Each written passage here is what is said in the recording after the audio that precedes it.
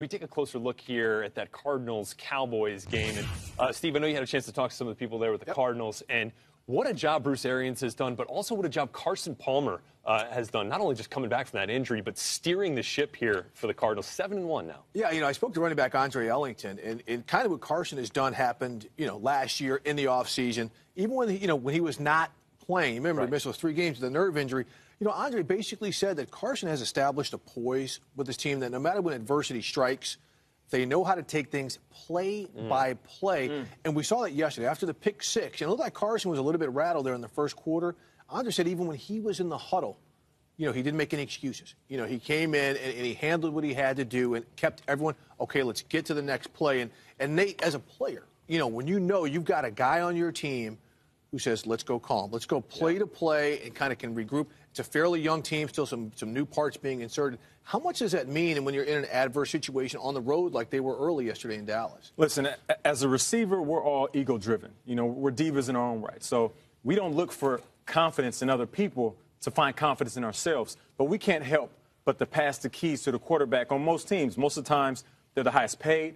Most of the times, they are the franchise. So when we step in that huddle, in controversial moments, we're looking into their eyes. You see those calm eyes? Right. Listen, every single huddle I get into, I'm looking for my quarterback to give me confidence, telling me that, listen, we're going to score. I don't care about the situation. I don't care about last play. Right. But this play right here is the most important, and we're going to go get points, and it's a big deal. And there's times where I played, and I've seen the most confident guy, and it's worked out. Yeah. And there's times where I've seen my quarterback shook, and it never works out. Well, it's clear they have confidence there in Arizona and Carson Palmer. And Andre Ellington, obviously a huge weapon for that Cardinals offense. On the flip side, you got DeMarco Murray for the Cowboys, who comes in 8 straight games rushing for over 100 yards. But it's the Cardinals who break that streak. How did they do it, Paul? Well, here's the thing, is Todd Bowles is a defensive coordinator. And what Todd Bowles now has the ability to do is to basically game plan week to week.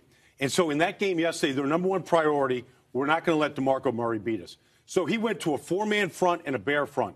So they basically clogged every single gap. And they lived with the big play that may envelop. So if they, one-on-one on the outside with Dez Bryant, could he beat him? No, he couldn't beat him. And so they shut down the run. That was the priority. They changed the core of their defense to be able to do that. Not a lot of teams have the personnel or the coordinator to be able to do that. And that's how they took DeMarco Murray out. Baldy, you talk about the personnel. You don't have those 2 corners. And talking with Peterson and Cromartie, can you do that? And also, could they have done that had Tony Romo been in there? I think there would have been the same game plan. They still would have done what they wanted to do to stop Murray in that situation. Remember, the 4th down stop was huge. But I think they've added Tommy Kelly, who was a great pickup off the street. Okay, Calais Campbell's back healthy. He is a big difference. And Dan Campbell is playing nose tackle and defensive end. He's a beast in there right now. They've got 3 stud defensive linemen that are anchoring the inside of that defense.